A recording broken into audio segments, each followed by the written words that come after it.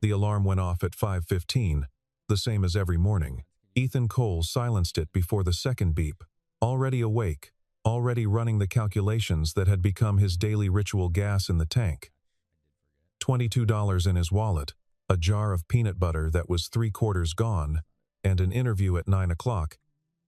That might mean the difference between keeping the apartment and having to call his mother-in-law in Portland. He lay still for exactly 1 minute, in the gray pre-dawn dark, staring at the water stain on the ceiling, shaped vaguely like a bird in flight.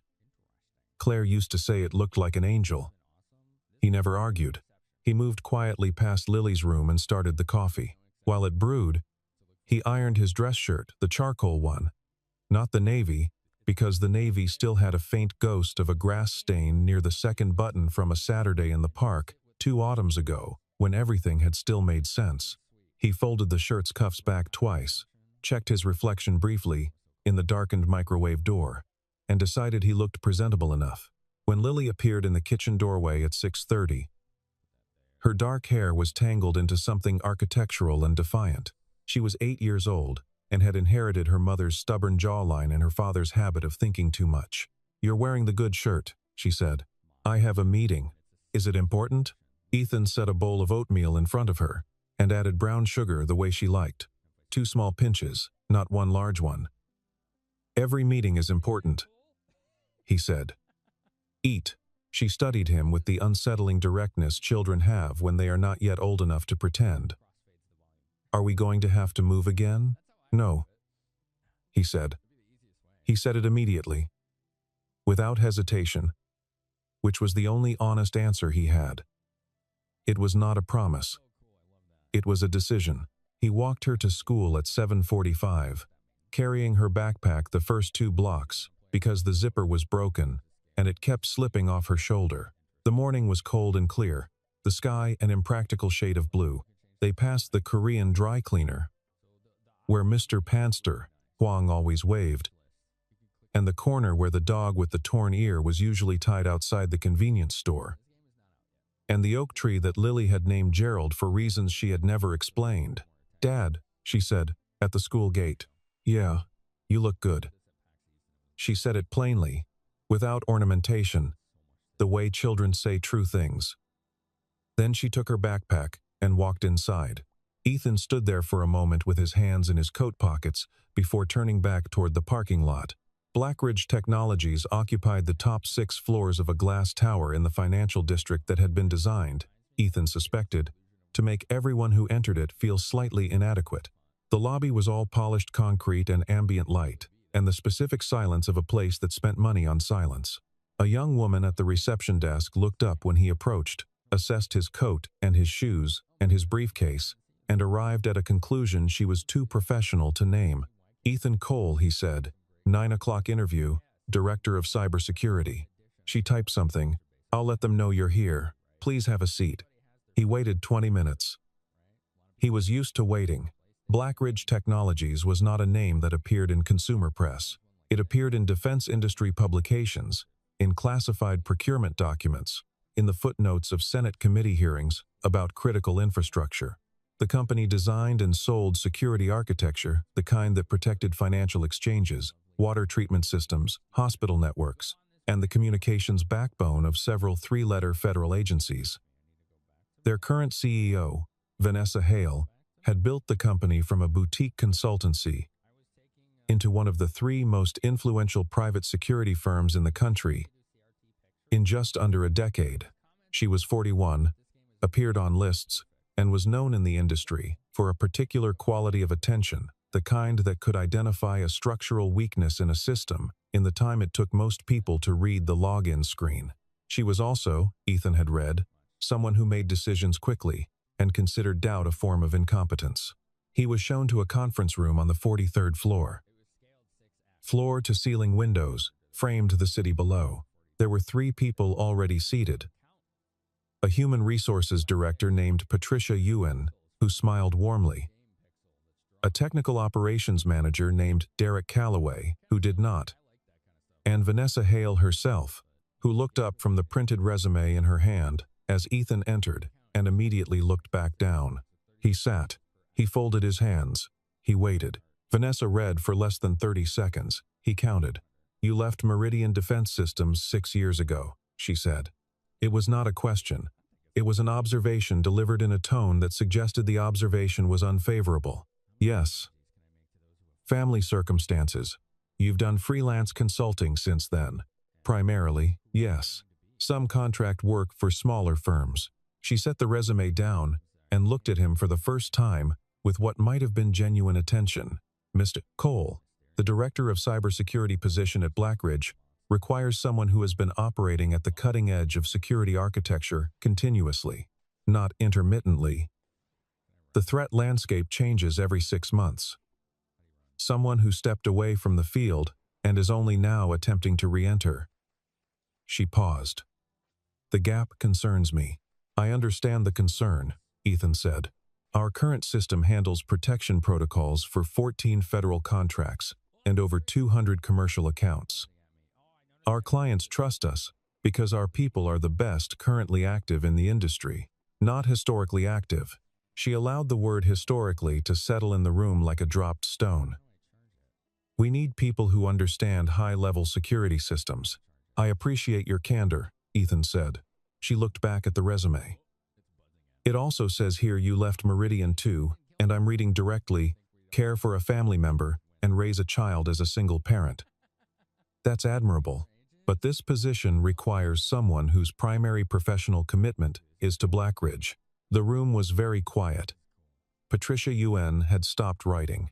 "I wasn't aware," Ethan said carefully, "that being a single parent was disqualifying." "It isn't. I'm speaking to commitment and availability." Vanessa closed the resume folder. "Mr. Cole, I don't want to waste your time. Blackridge isn't the right fit for someone who's been away from the field this long. We need people who haven't fallen behind." She stood. "Thank you for coming in." He stood as well. There was a specific kind of shame that came not from failure but from being reduced from having the totality of what you had carried and survived, compressed into a 30-second read of a printed document, and insufficient. He was familiar with it. He had learned to stand very straight when it arrived. "Thank you for your time," he said. He shook her hand. He turned and walked toward the door. He was in the elevator lobby when every screen on the 43rd floor went dark simultaneously. Not a flicker. Not a partial failure. A clean, instantaneous death across every display terminal, every security monitor, every ambient interface panel.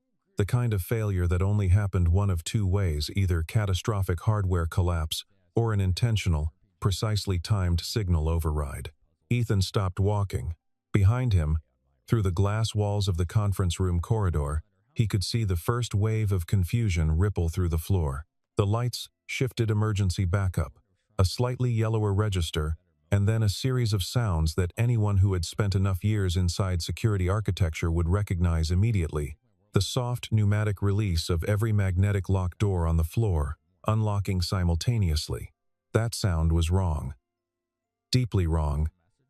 Magnetic locks on a building like this were fail-secure, meaning a power loss should lock doors, not open them, which meant this wasn't a power failure. Someone had inverted the fail-safe. He heard voices escalating behind him. Derek Calloway appeared in the corridor with a phone pressed to his face, speaking rapidly. Two technical staff members ran past holding tablets, and looking like men who had just discovered the ground beneath them was not what they had believed it to be. Ethan walked back. "The cameras are offline," a young woman in a headset was saying when he pushed back through the conference room door. "Server B is not responding. Server A is throttled to 18%. We cannot." She stopped when she saw Ethan standing in the doorway. Everyone looked at him.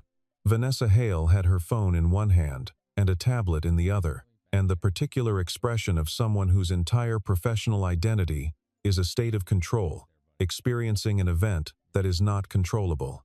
Her composure held, but barely.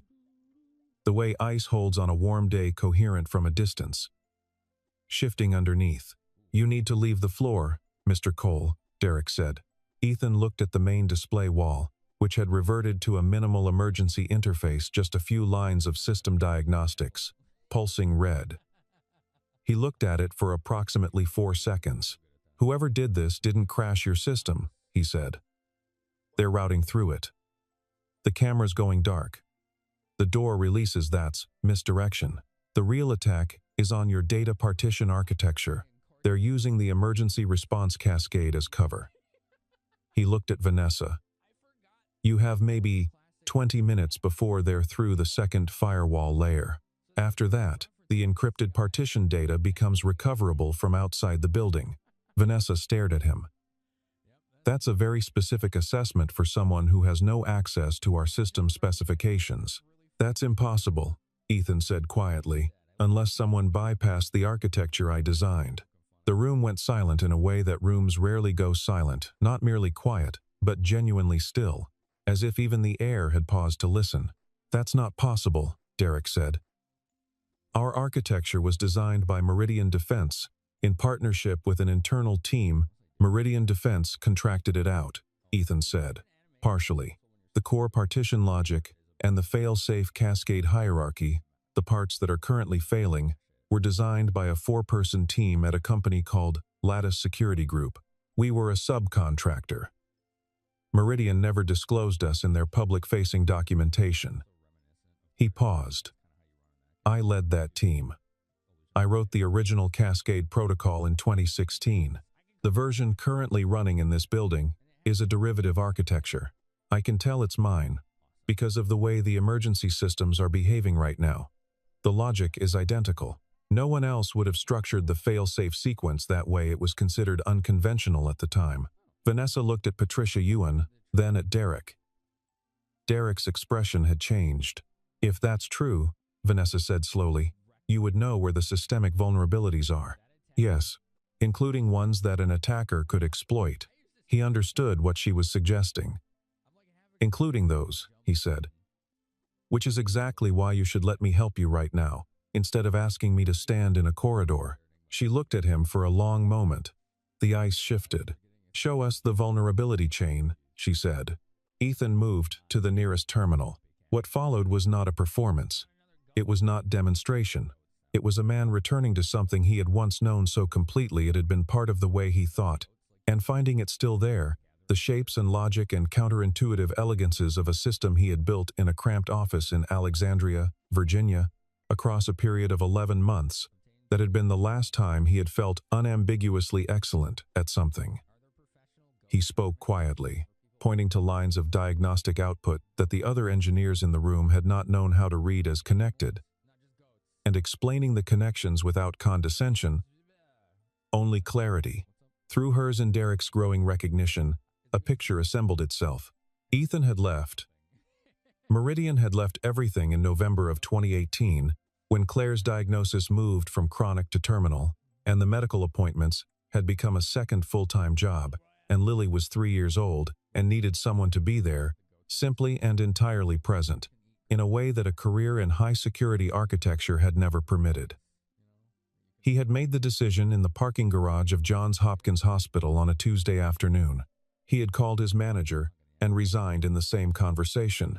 He had not regretted it. What he had not known, what no one had told him because no one had known who he was that Blackridge Technologies had licensed the partition architecture from Meridian 2 years after he left, and that the system now protecting one of the country's most sensitive private security networks was built, at its foundation, from his work. His wife had been dead for 3 years. His daughter thought angels looked like water stains on ceilings, and the system he had designed in the last year of his old life was now failing, in real time. 43 floors above a city that had no idea. They gave him access to the central control terminal in the operations hub, a room Ethan noted immediately was less secured than it should have been, with a glass partition visible from the main corridor that would have been inadmissible in any serious government installation he had worked in. But he said nothing about that yet. One problem at a time. The attack was sophisticated, not opportunistic, targeted. Someone had done considerable preparation, had mapped the system's architecture in advance, and had chosen the precise moment of maximum staff distraction mid-morning, high network load, multiple active client connections to initiate the cascade sequence. The inverted failsafe wasn't a flaw in the original design. It was an exploit that required knowing where the design's specific seam was. Ethan had buried that seam intentionally. It was invisible to standard analysis.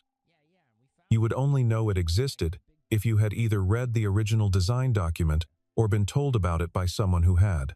This had not come from outside the building. Someone on your technical staff has architectural access, he said. Not system-level admin. Architectural.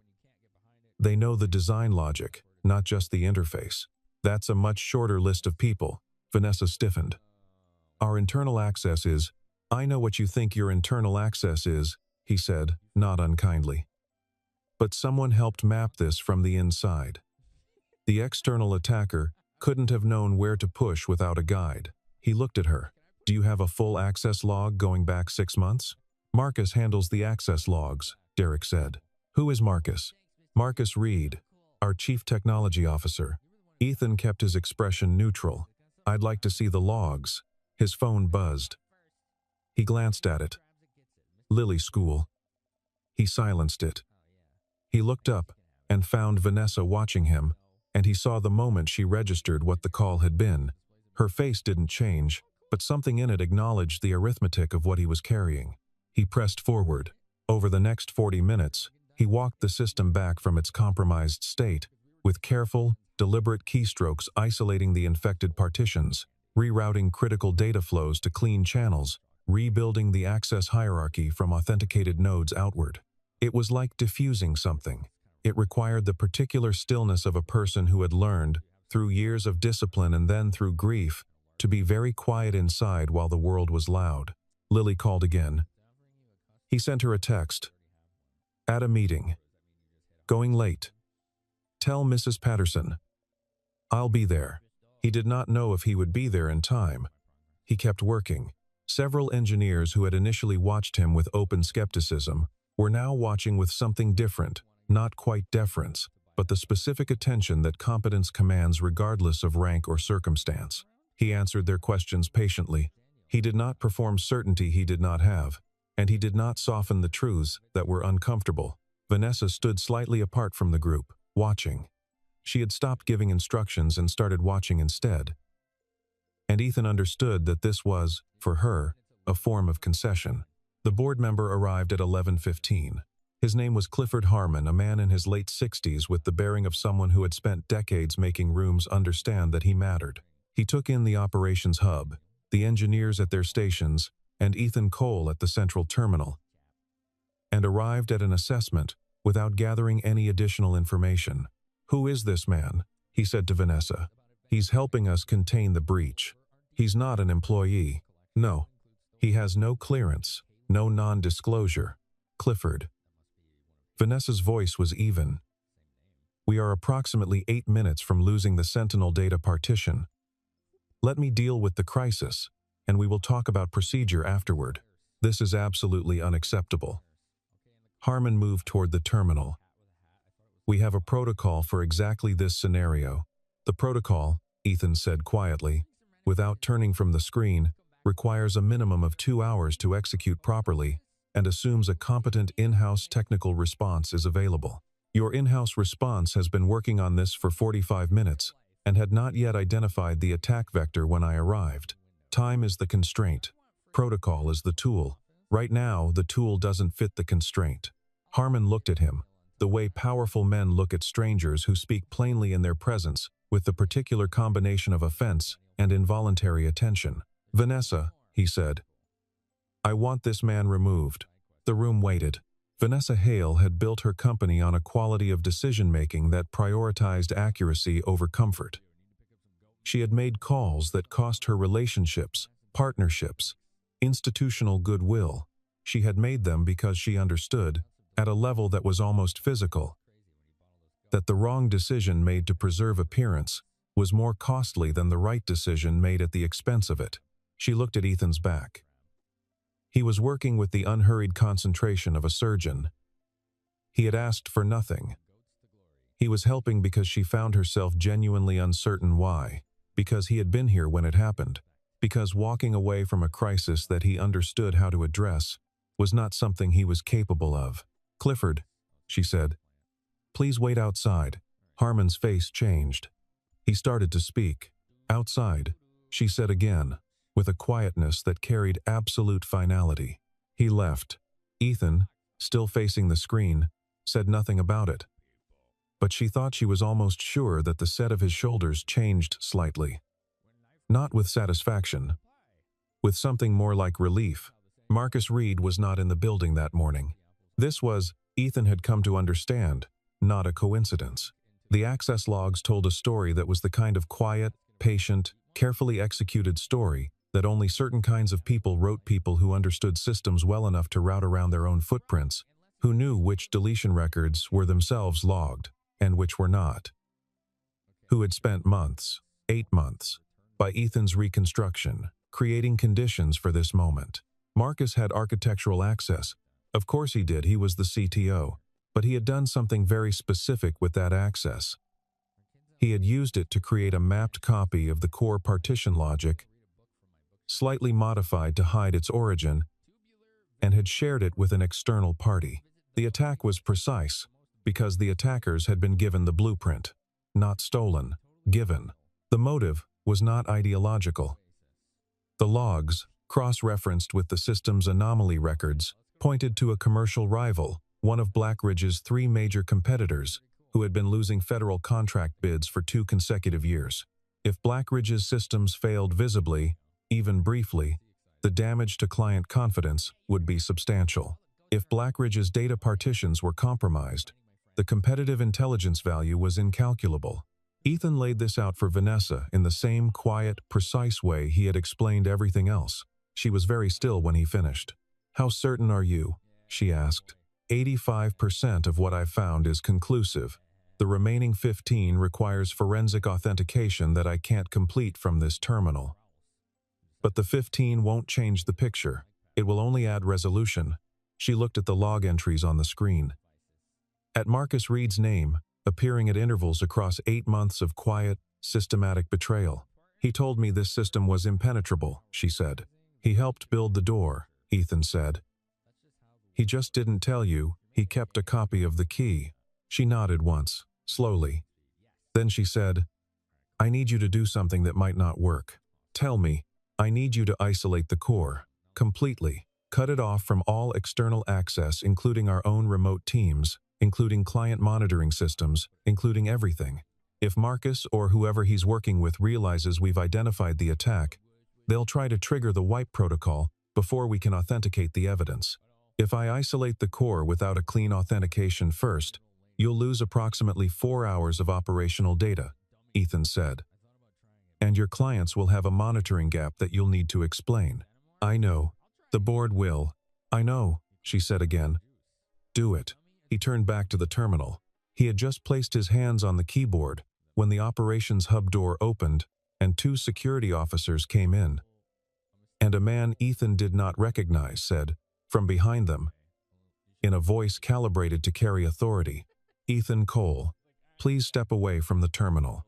Marcus Reed had, apparently, not been outside the building. He had been on the 39th floor, and he had been busy.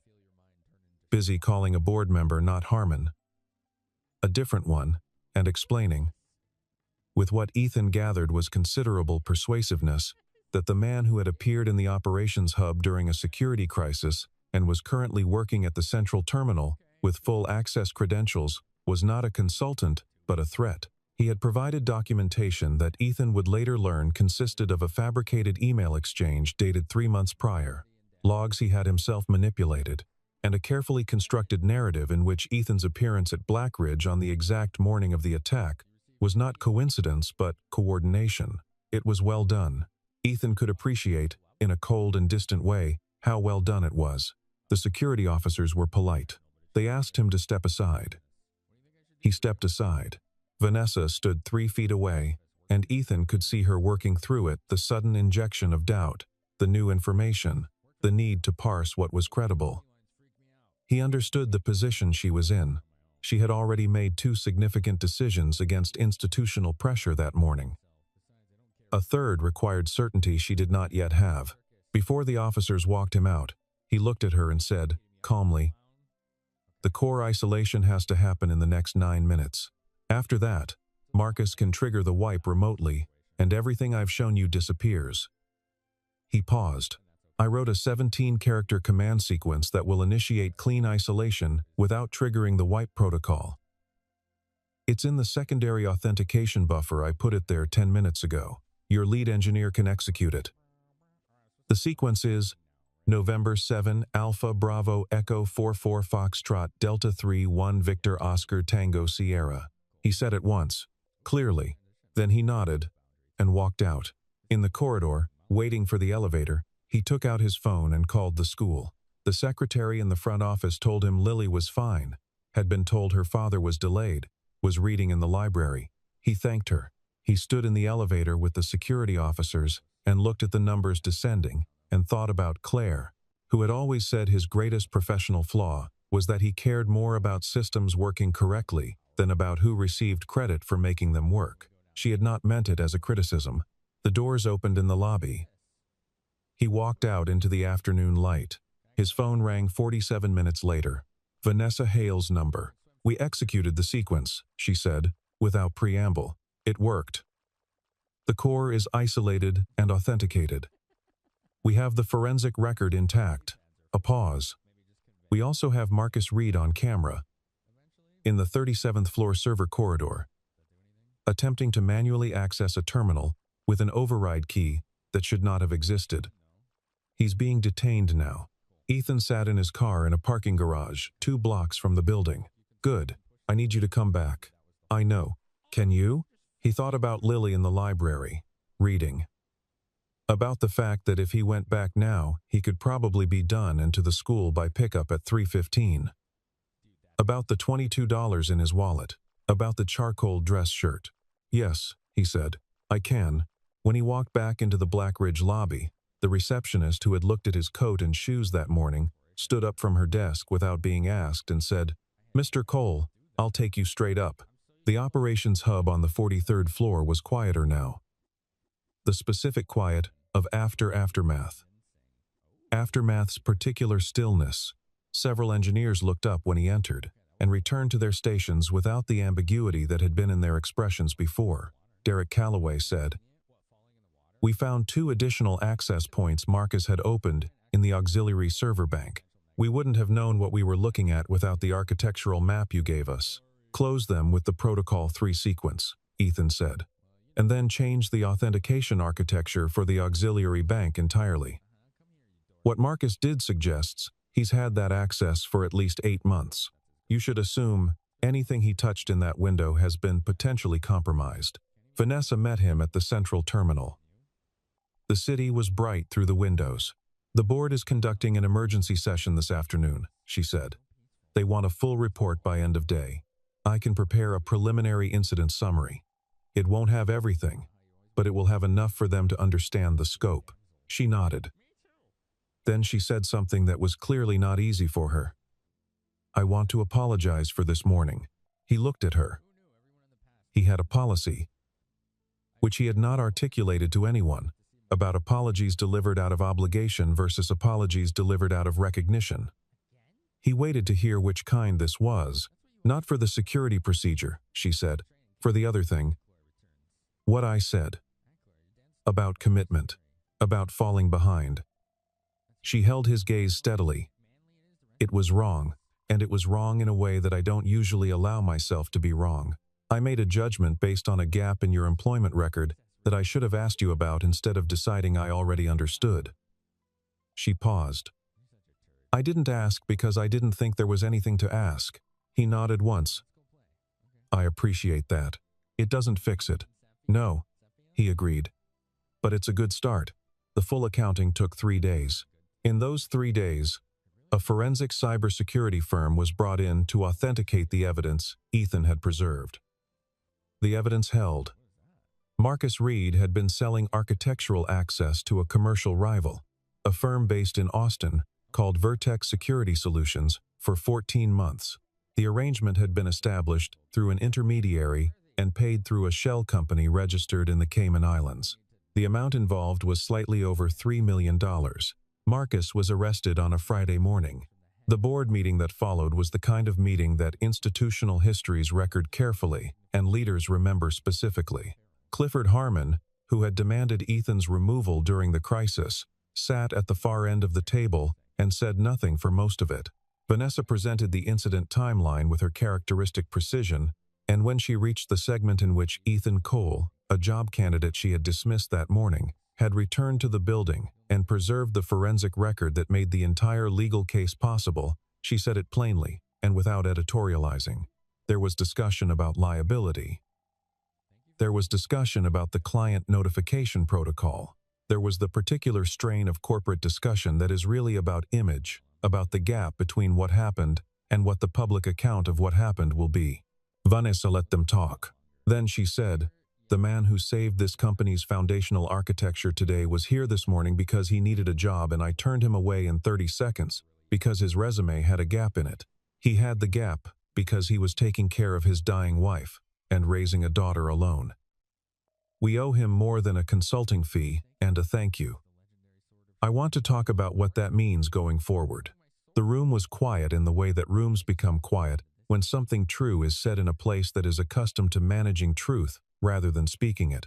He also, she continued, is the person who originally designed the architecture that this company has been selling as its primary differentiator for 5 years. We have been, in a technical sense, profiting from his work without his knowledge. She let this sit. I'd like to correct that. She found him in the parking structure, sitting in his car with the door open, eating a sandwich and reading something on his phone. He looked up without surprise. "I owe you a briefing on the board meeting," she said. "I figured I'd wait," he said. "Do you want half of this?" "It's turkey." She blinked. It was so completely at odds with the register of every conversation they had had in the past 4 days that she almost laughed. "No," she said. "Thank you." She leaned against the car next to his.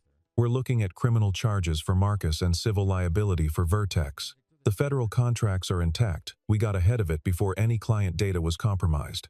The access logs are going to be the foundation of the federal case." She looked at him. "You preserved something important. The system was worth preserving. You didn't owe us that." He was quiet for a moment.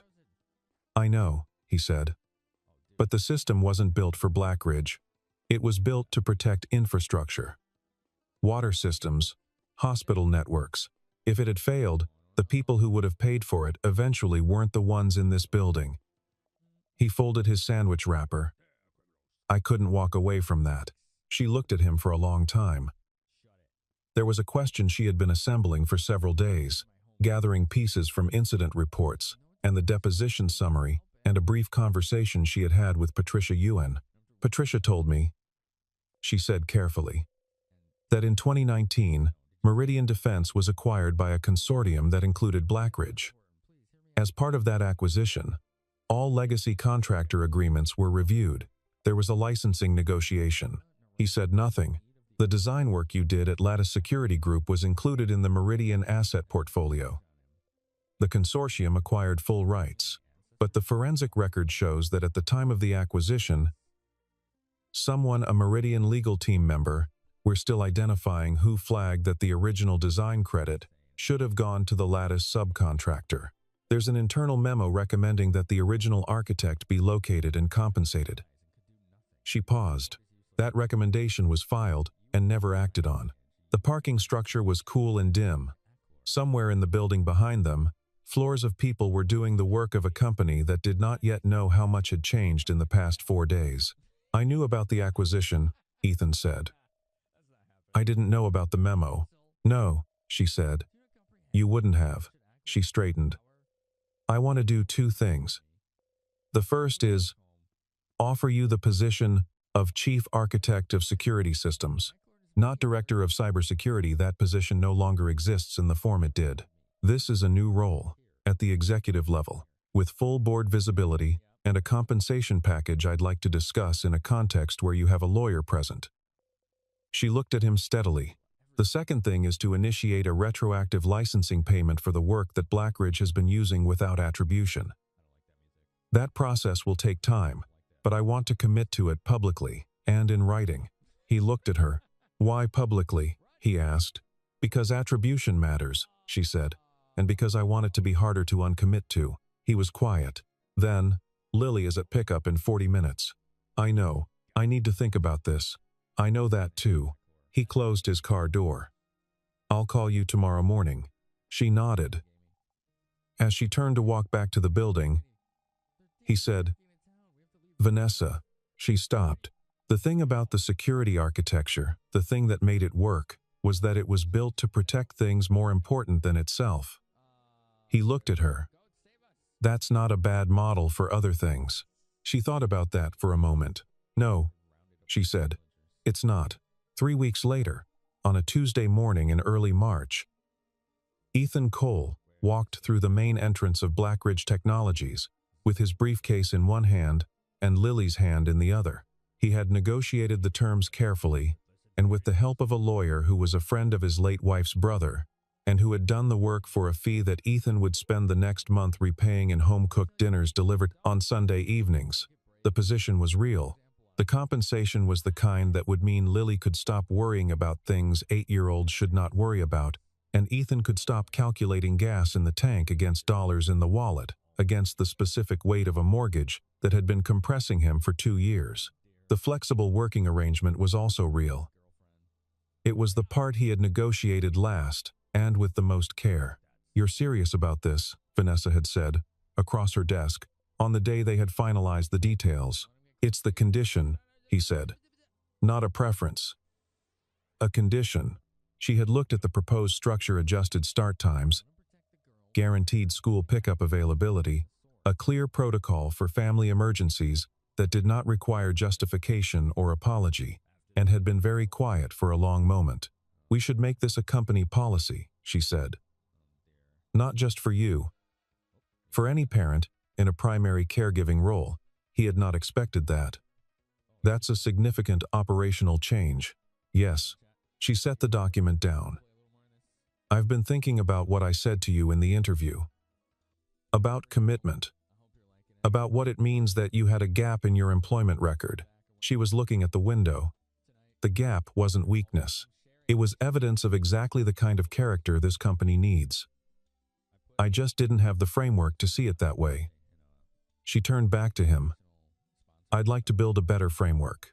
He thought of Claire, of the way she had said, in the last winter, that the world would be different if the people making the decisions had seen what he had seen in those years, the particular education and what mattered, that came from sitting with someone you loved while they were leaving the world. "It's a good place to start," he said. The lobby of Blackridge Technologies was, Lily decided, extremely tall. She stood with her father at the main reception desk and craned her neck back to look at the ceiling, which was very far away. "It goes all the way up," she said. 49 floors, Ethan said. "Gerald is taller," she said, which was not true, but was a statement about priorities. The young woman at the reception desk, not the same one as before, a different morning shift, said, "Good morning, Mr. Cole." And "Good morning, Lily," Lily said. "Good morning, Lily. Is this where my dad works now?" "It is."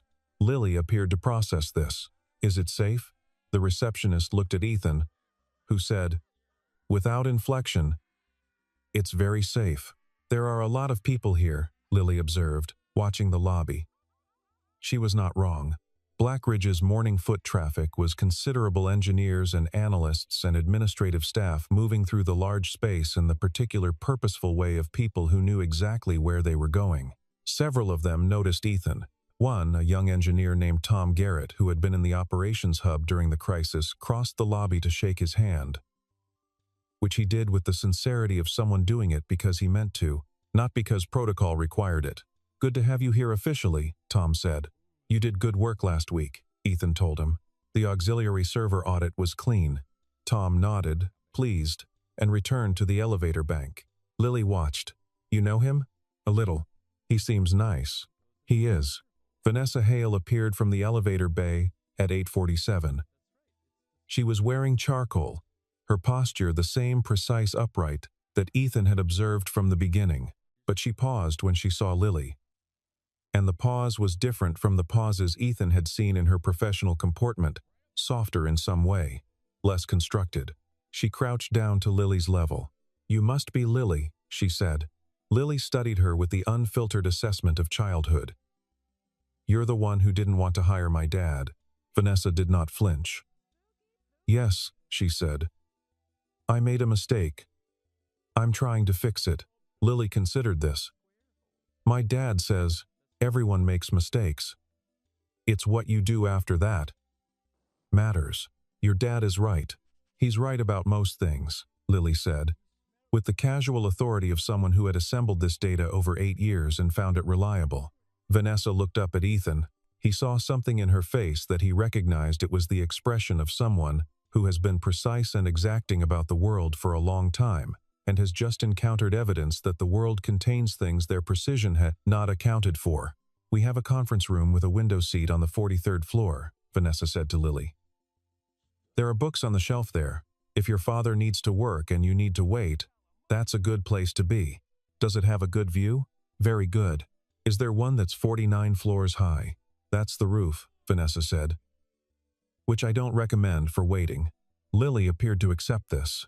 They walked together to the elevator. Ethan, Lily, and Vanessa Hale, who had built one of the most consequential security companies in the country and who was now explaining to an 8-year-old why the building had 49 floors, but only 47 were publicly listed, which involved a story about city planning and zoning regulations that Lily listened to with the focused attention she gave things she had decided were worth understanding. The all-staff meeting was at 9:30. Vanessa had called it without announcement, the invitations going out the previous afternoon, with only the note, "Mandatory. 43rd floor. 9:30 a.m. There were roughly 200 employees in the Blackridge headquarters. They filled the main operations floor and the corridor and the overflow space by the server access bay. Some of them knew what this was about. Most knew enough to guess. Vanessa stood at the front without a podium. 3 weeks ago, she said, a man came to this building to interview for a position. I dismissed him in less than a minute. I made a judgment based on the superficial reading of a resume and a set of assumptions I should have examined instead of accepted.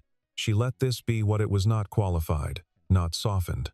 That man is the person who built the foundational architecture of our primary security system. He returned to this building on the morning of the incident, helped us identify the attack, preserve the forensic evidence, and save the company from a data loss that would have ended us. He did this after I had told him he wasn't good enough to work here. The room was very still. I want to say publicly what I've already said to him privately, because I think institutional accountability requires that the institution be the witness. She looked across the assembled faces: engineers, analysts, executives, administrative staff. I was wrong. Wrong in a way that I will not ask anyone to simply accept as adequately acknowledged, unless the acknowledgement produces change. She described the new flexible work policy. She described the retroactive attribution process. She described the new access audit protocols and the restructured leadership of the technical division. Then she looked toward the side of the room where Ethan was standing. The person most capable of protecting this company's systems is also the person who chose to spend 6 years protecting something more important, she said. He did not consider that a career sacrifice. He considered it a choice, and he was right. A pause. The strongest person in this building has never been whoever held the highest title. It's been whoever kept standing up after losing what mattered most. Afterward, people shook Ethan's hand. Some said things. Others just nodded, which was enough.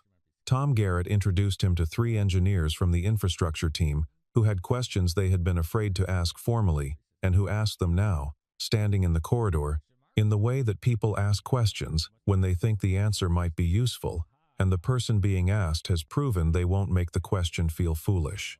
Ethan answered all of them. At 3:15, he was in the parking structure, not leaving, just present, keys in hand, at the precise hour that had been the shape of his days for 6 years. The school was 12 minutes away in light traffic. He had checked. His new phone, a provision of the position that he had accepted with the internal note that he would return it if things did not work out, though he had not said this to anyone, had a calendar notification set for every school day at 3 p.m. It would continue to have this notification. He had set it himself, the first morning, before anything else. The elevator opened, and Vanessa Hale walked out, in her coat, which meant she was going somewhere. She saw him and stopped. "You're leaving?" "Pick up," he said. She looked at the time on her phone. "Of course." She paused at the landing. "How is she?" "Good," he said. She found the window seat. Vanessa smiled, a small thing, but real. "She told me, when I checked on her this afternoon, that she had read 2 chapters of a book about bridges. She said bridges are interesting because they have to be strong enough for what they're carrying and flexible enough not to break." He thought about this. She must have read that somewhere. Probably. Vanessa looked at him. "It's a good thing to understand." He walked to his car. He noticed, before he reached it, that in the past 3 weeks he had stopped doing the arithmetic. The gas. The wallet. The mortgage. Not because the arithmetic had resolved itself overnight, though it was resolving, but because the habit of crisis calculates only what can be lost, and he was trying to practice, instead, a different kind of accounting. What was present? What was intact? What had been built and remained standing? He had been a man no one saw, in a parking lot before a job interview, eating peanut butter from a jar in his car, because he couldn't afford a restaurant near the financial district. He was still that man. He was also the person who had walked back into the building after they had walked him out, and done the work anyway, because the work needed doing, and he understood it, and there was no version of himself in which he would have been capable of walking past a failing system that he had built to protect people and saying that it was not his problem. His wife had called it stubbornness. He preferred to think of it as fidelity. Fidelity to the systems he had built, to the people those systems were meant to protect. To the daughter, who was sitting in a library right now reading about bridges, and to the version of himself that Claire had loved, the one who cared more about things working correctly than about who received credit for making them work. He pulled out of the parking structure into the afternoon light. The drive to the school took 11 minutes. Lily was at the front gate with her broken zipped backpack over one shoulder, reading, which meant she had not yet looked up to see the car approaching. He watched her for a moment through the windshield, the particular concentration of her reading face. The way she held the book at a slight angle, the way her hair was coming loose again from the braid he had done that morning. She looked up. She saw him. She did not wave or run. She simply stood straighter, the way people stand when the thing they have been waiting for arrives. He pulled up to the curb, and she got in the passenger seat. "How was it?" she asked. "Good," he said. "Long. Did you fix everything?" He thought about this as he pulled back into traffic, about forensic logs and cascade protocols, and the particular satisfaction of a system restored to integrity, clean and verified and holding. "For now," he said. She opened her book again. He drove. The sky was the same impractical blue it had been that morning, holding the day open a little longer. The oak tree on her school street, not Gerald, a different one she had not yet named, caught the late light in a way that made it look, for a moment, like something out of a picture. He did not say anything about it.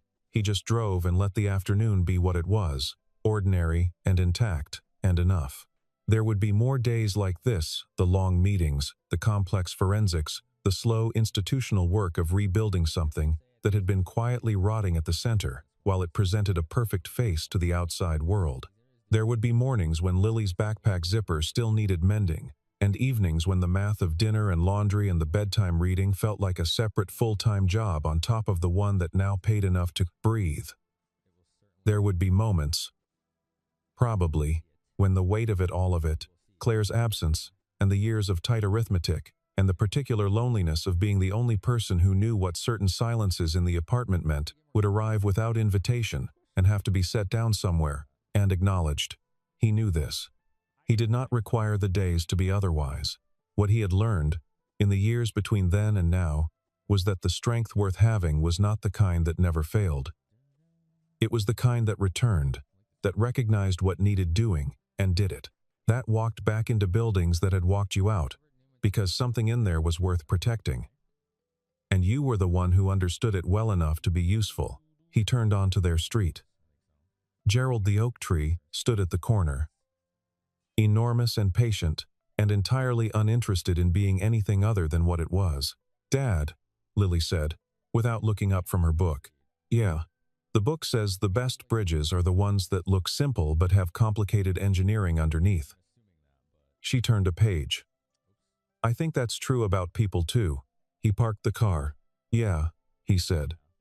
"I think so too."